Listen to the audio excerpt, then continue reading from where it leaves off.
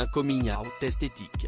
Si ce qu'a réalisé Marine Vigne en septembre dernier, comme l'explique Isabelle Sansonetti dans son nouveau podcast Injonction et Bistouri auquel l'animatrice a participé.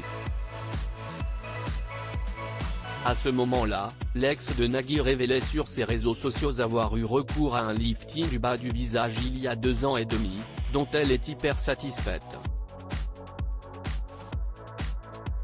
Une décision qui résultait de son envie d'être la plus agréable possible à regarder.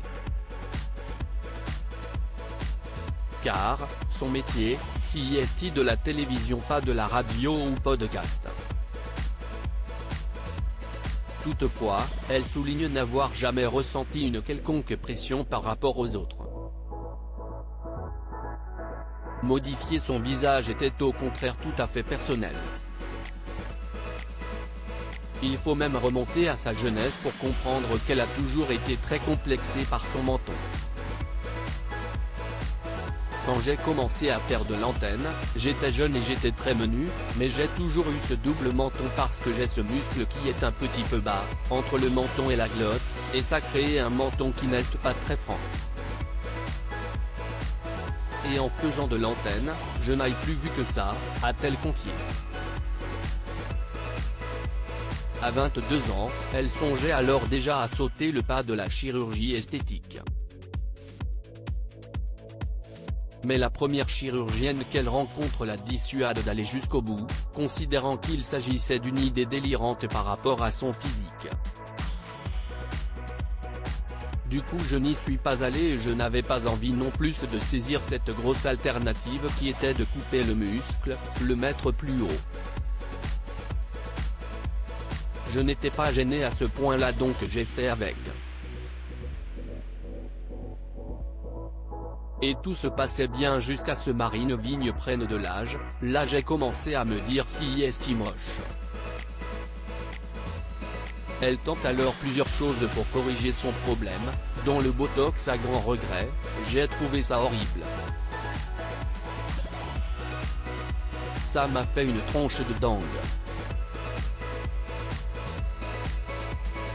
Je trouve globalement que le botox dans le front fait une tête de folle. Ça me faisait aussi briller le front. Après cette expérience ratée, elle renonce mais se familiarise finalement avec la médecine esthétique lorsqu'elle réalise un reportage pour Teva sur le sujet, il y a 15 ans. Elle teste alors 2 méthodes, l'acupuncture Aculift, une sorte de lifting naturel du visage, et l'Intracell, une technique qui s'apparente au Nidelin, des micro-aiguilles qui perforent la peau afin de provoquer une réaction régénérante. Donc si est-il un moyen, sans aucune injection ou corps étranger, de donner à votre visage le petit coup de pouce pour qu'il se régénère tout seul. J'ai fait ça pendant 10 ans, à raison d'1 fois par an. C'était mon rendez-vous, mon truc esthétique, et c'était la seule chose que je faisais, raconte-t-elle. Mon mec m'a dit t'es complètement folle. Marine Vigne passe un cap plus important lorsque, lors d'un week-end à la campagne, elle croise un chirurgien réputé. En la voyant, il considère qu'une intervention serait tout simplement parfaite. Tu as des indications idéales, en effet tu as un affaissement et un double menton mais tu es jeune, tu as une peau pas très ridée, tu vas cicatriser vite et ça va durer plus longtemps, lui explique-t-il. Des arguments qui parlent à l'animatrice, laquelle se demande tout de même si elle pourra cacher cette intervention à la télé. Il lui assure qu'en 1 semaine, elle pourrait reprendre le travail et que si elle cachait ses oreilles, personne ne s'en apercevrait. Marine Vigne saute alors le pas. C'était en 2020 en pleine période Covid. Autour d'elle, les réactions ne se font pas attendre. Tout le monde était mort de rire, mon mec m'a dit t'es complètement folle, rapporte-t-elle. Il dit même, ça n'a pas intérêt à être raté.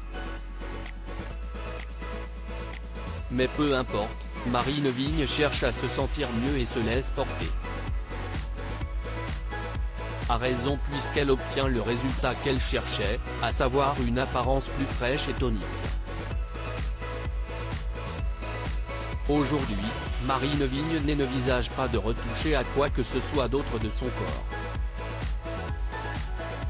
En revanche, elle est devenue une adepte des massages au visage une fois tous les 3 mois et des injections de bio-revitalisation.